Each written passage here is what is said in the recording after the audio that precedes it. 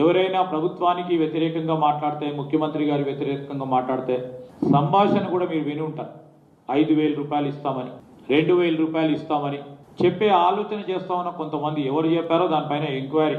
ఇన్నరా ఇది ముచ్చట. కొందరు కావాలనే 5,000 రూపాయలు ఇస్తే ఆ పైసలకు కక్కుర్తి వాడి హైడ్రా బాధితుల లెక్క, మూసీ నది బాధితుల లెక్క మీడియా ముంగడికి వచ్చి సర్కారు మీద మూసీ నది మురికి నీళ్లు జల్లే ప్రయత్నం చేస్తున్నారన్నట్టు అనుకొచ్చిండు.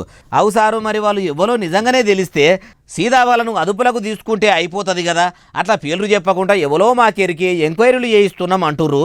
అయినా బాధితులే రోడ్ల మీదకి రాబట్టిరి. సంటి పిల్లలతోని సహా సడకుల మీద నిరసనలు తెలుపబట్టిరి. అలా పైసలు తీసుకునే బ్యాచ్ మాత్రము ఎవ్వలకు కనిపిస్తలేదు. కేవలం మీకు మాత్రమే కనిపించిందంటే మీరు చాలా గ్రేట్ సారు. అయినా బఫర్ జోన్లో కట్టుకున్న వాళ్ళ ఇండ్లను ఖాళీ చేసినట్టే వాళ్లకు ఇందిరమ్మ ఇండ్లో, డబుల్ బెడ్రూమ్ ఇండ్లో ఇచ్చి ఇంత నిల్వనీడ చేయవలసిన ఆలోచన చేయవలసింది పోయి ఇట్లా చర్యలు తీసుకుంటామంటే ఏమొస్తుంది సారు?